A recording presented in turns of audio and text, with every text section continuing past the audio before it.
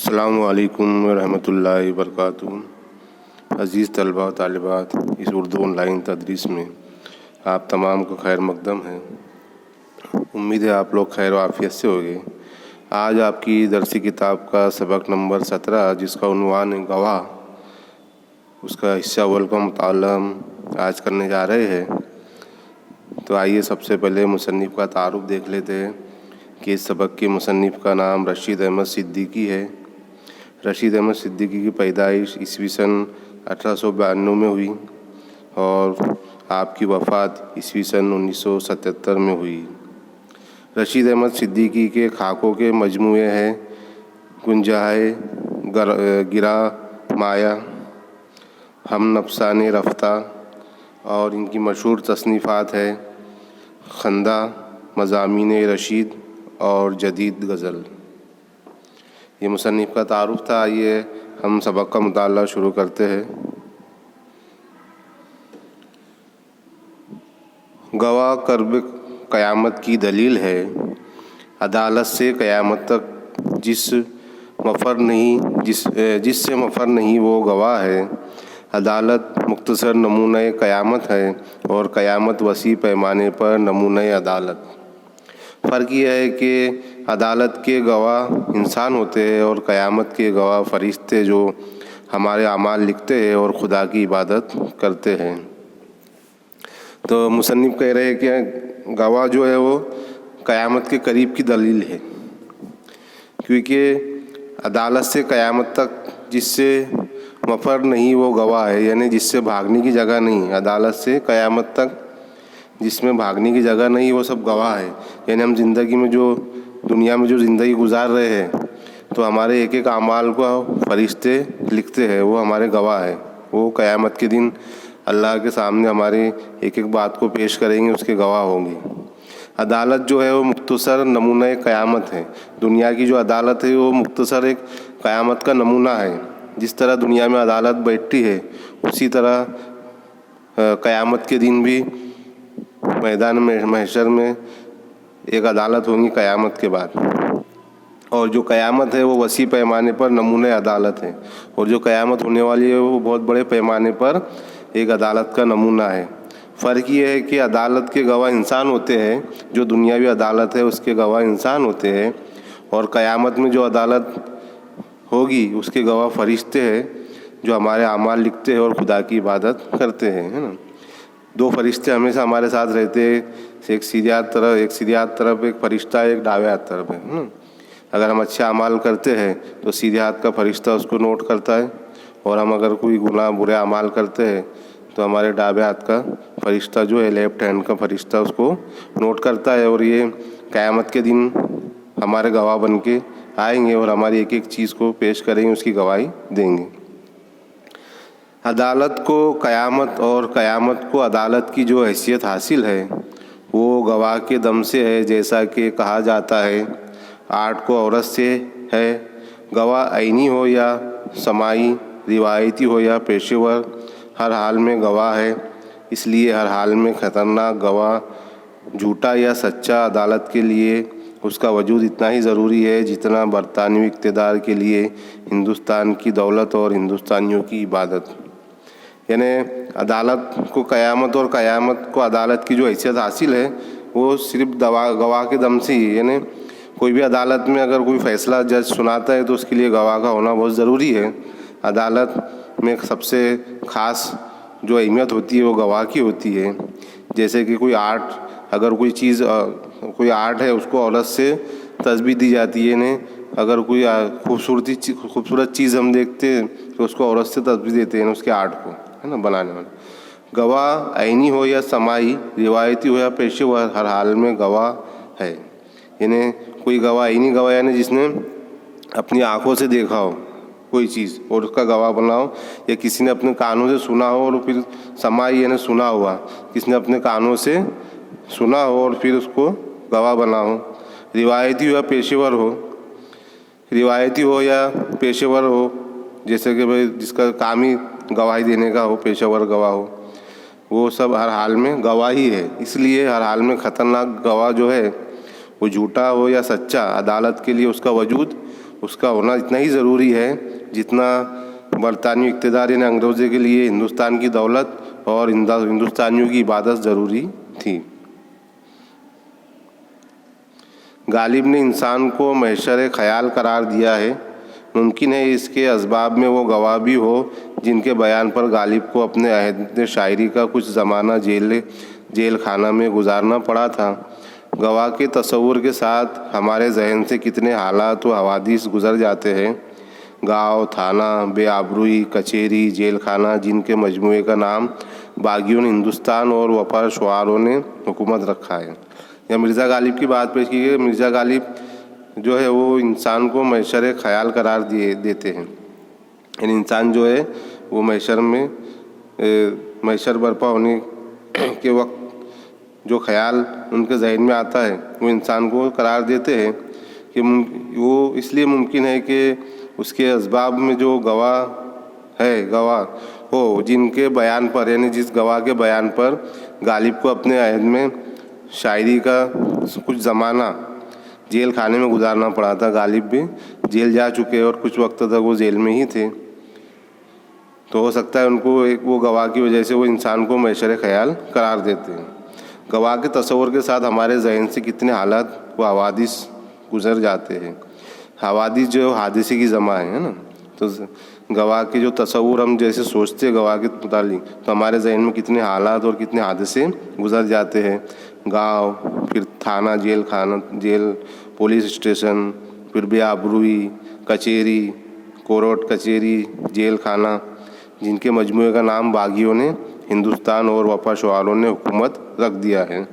یعنی ہندوستان بھی جو ہے وہ عدالت ہے اور یہاں پر بھی طرح طرح کے جرم ہوتے ہیں، اور یہاں کی جو حکومتیں ہیں وہ بھی ایک عدالت کی طرح ہی انسانوں سے برتاؤ کرتی ہے۔ اصول یہ رکھا گیا ہے کہ ہر انسان پیدائشی جھوٹا اور ہر گواہ اصولاً سچا واقع کچھ ہو۔ جب تک کوئی گواہ نہ ہو اس کا عدم یا وجود یکساں ہے۔ با اعتبار واقعہ ممکن ہے کہ کسی حادثے کا گواہ نہ ہو، لیکن جس طرح فطرت خلا محض سے متنفر ہے، اسی طور پر ضابطہ فوجداری سے متعلق جتنے واقعات ہو سکتے ہیں ان کو بھی تنہائی محض سے بیر ہے۔ جس طرح ہر خلا کو پور کرنے کے لیے ہوا یا اس کے بعد متعلقات دوڑ پڑتے ہیں، اسی طرح ہر موقع واردات پر پولیس اور اس کے گواہوں کا پہنچ جانا لازم ہے۔ اکثر ایسا بھی ہوا ہے کہ واردات سے پہلے گواہ پہنچ گئے، جیسے کبھی کبھی پولیس واردات کے بعد جائے وقوع پر پہنچنا بہتر سمجھتی ہے۔ قومی تنزل کی مانند گواہ بھی ہر جگہ ملتا ہے۔ اگر قومی تنزل کے انکشاف کے لیے ایک لیڈر کی ضرورت ہوتی ہے تو گواہ پیدا کرنے کے لیے کسی تھانے دار یا وکیل کا ہونا ضروری ہے۔ یہاں پر بتایا کہ گواہ کا اصول یہ رکھا گیا ہے کہ کوئی ہر انسان جو ہے وہ پیدائشی جھوٹا اور ہر گواہ اصولاً سچا نہیں ہوتا۔ واقعہ کچھ ہو، جب تک کوئی گواہ نہ ہو اس کا عدم یا وجود یکساں ہے۔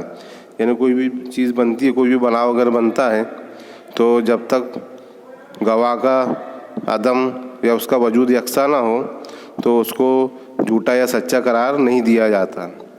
با اعتبار واقعہ ممکن ہے کسی حادثے کا گواہ نہ ہو، لیکن جس طرح فطرت نے خلا محض سے متنفر یا نفرت کرنے والا ہے، اسی طور پر ضابطہ فوجداری سے متعلق جتنے واقعات ہو سکتے ہیں ان کو بھی تنہائی محض سے بیر ہے۔ یعنی جس طرح ہر خلا کو پور کرنے کے لیے ہوا یا اس کے بعض متعلقات دوڑ پڑتے ہیں، اسی طرح ہر موقع واردات پر پولیس اور اس کے گواہ کا پہنچنا لازم ہے۔ یعنی جس طرح یہ ہماری جو خلا ہے اس میں کو پور کرنے کے لیے یہ ہوا چلتی ہے اور خلا کو پور کر دیتی ہے، اسی طرح ہر موقع واردات پر جو بھی واردات بنتی ہے وہاں پولیس اور اس کے گواہوں کا پہنچنا لازم ہوتا ہے۔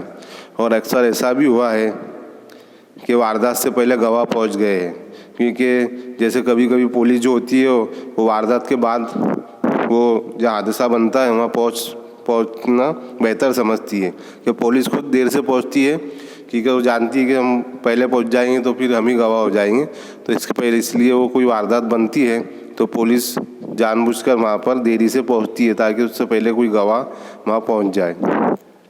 قومی تنزل کی مانند گواہ بھی ہر جگہ ملتا ہے۔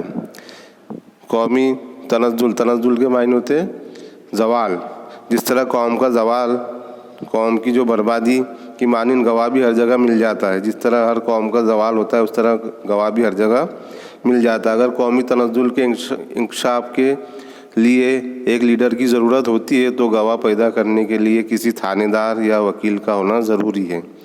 یعنی کسی قوم کو برباد کرنے کے لیے ایک لیڈر کی ضرورت ہوتی ہے تو گواہ پیدا کرنے کے لیے کسی تھانے دار یا وکیل کا ہونا ضروری ہے۔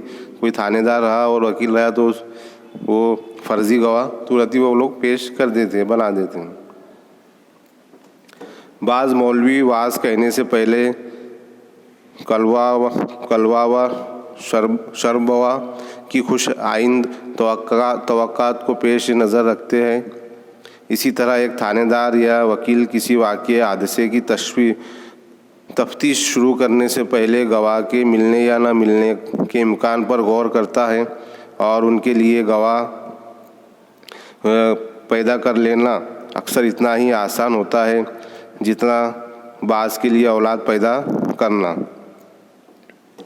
اولاد کی پرورش یا نگہداشت کی مانند گواہ کا نبھا اور رکھاؤ بھی بڑا کٹھن کام ہے۔ کھانا پینا، لباس، تعلیم و تربیت دونوں کے لیے لازم ہے۔ حادثے کی اہمیت تمام تر گواہ پر منحصر ہے۔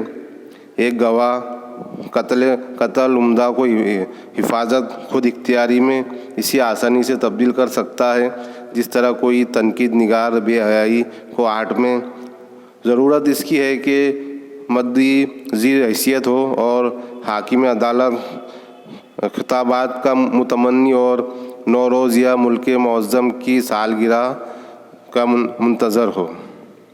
یعنی بتایا کہ بعض مولوی وعظ کہنے سے پہلے کلوا و شربوا یعنی کھانے پینے کی بات جو ان کا ڈیمانڈ ہوتا ہے وہ خواہشیں ظاہر کر دیتے ہیں، ہے نا۔ کوئی بہت سے مولوی کو اگر ہم بلائیں تو وہ ان کا مینو دے دیتے کہ بھائی میں یہ کھانے میں یہ کھاؤں گا، ہم بیان کرنے آؤں گا، تو بہت سے مولوی کا ایسا ہے کلواوا یا شرباوا نا کھانے پینے کی جو ان کی توقعات ہوتے ہیں، جو ان کا فرمائش ہوتی ہے وہ پہلے رکھ دیتے ہیں۔ اسی طرح تھانے دار یا وکیل کسی واقعے یا حادثے کی تفتیش شروع کرنے سے پہلے گواہ کو ملنے یا نہ ملنے کے امکان پر غور کرتا ہے نا، اور ان کے لیے گواہ پیدا کر لینا اکثر اتنا ہی آسان ہوتا ہے وکیل اور تھانے دار کے لیے جتنا بعضوں کے لیے اولاد پیدا کرنا۔ جس طرح اولاد کی پرورش یا نگہداشت کی مانند گواہ، جس طرح اولاد کی ہم پرورش کرتے اسی طرح گواہوں کی بھی بہت دیکھ بھال کرنی پڑتی ہے، اس کا نبھا اور رکھ رکھاؤ کا بھی بڑا کٹھن کام ہوتا ہے۔ کسی گواہ کو سنبھالنا، اس کو گواہ بنانا، اس کو سنبھالنا اور اس کی ایک ایک فرمائشوں کو پورا کرنا بہت کٹھن کام ہوتا ہے۔ اس کا کھانا پینا، لباس، اس کی تعلیم و تربیت جس طرح اولاد کے لیے لازم ہے اس طرح گواہ کے لیے بھی یہ سب چیزیں لازم ہوتی ہے۔ حادثے کی اہمیت تمام تر گواہ پر منحصر ہے۔ کوئی بھی حادثہ ہوتا ہے تو اس کی پوری حیثیت جو ہے، اس کی اہمیت وہ گواہ پر ہی منحصر ہوتی ہے۔ ایک گواہ قتل عمد کو حفاظت خود اختیاری میں اسی آسانی سے تبدیل کر سکتا ہے جس طرح کوئی تنقید نگار بے حیائی کو آرٹ میں، اور ضرورت اس کی ہے کہ مدعی ذی حیثیت ہو اور حاکم عدالت خطابات کا متمنی اور نوروز یا ملک معظم کی سالگرہ کا منتظر ہو۔ یعنی کوئی بھی جو گواہ ہے وہ حادثے کو اس طرح حفاظت میں اختیار کر لیتا ہے، اس کی آسانی سے تبدیل کر دیتا ہے کوئی بھی چیز کو۔ گواہ جو ہوتا ہے اس کی گواہی سچی یا جھوٹی کوئی بھی ہو تو اگر وہ اس کی گواہی کے اوپر ہی فیصلہ جج دیتا ہے کہ بھائی یہ گواہ ہے اور اس نے جو بھی یہاں پر گواہی دی ہے اس کے مطابق یہ فیصلہ جج سناتے ہیں، چاہے وہ پھر جھوٹی گواہی دے یا سچی گواہی دے، وہ ایک دم آسانی سے یہ کسی بھی کی بھی حفاظت کر سکتا ہے گواہ اس کی گواہی پر۔ جس طرح کوئی تنقید نگار یا کوئی آرٹسٹ بے حیائی کو اپنے آرٹ میں شامل کر لیتا ہے اور اس کو آرٹ کا نام دے دیتا ہے۔ صرف ضرورت اس کی ہوتی ہے کہ جو مدعی ہے، جو گنہگار ہے، وہ ذی حیثیت ہو اور حاکم عدالت سے اس کے تعلقات ہو، اور وہ کسی نوروز کہتے ہیں پارسی لوگوں کے نئے سال کو، یا ملک معظم یا ملک کے کوئی اعلیٰ شخص کی سالگرہ کا منتظر ہو، تو اس کے سب کام آسانی سے ہو جاتے ہیں۔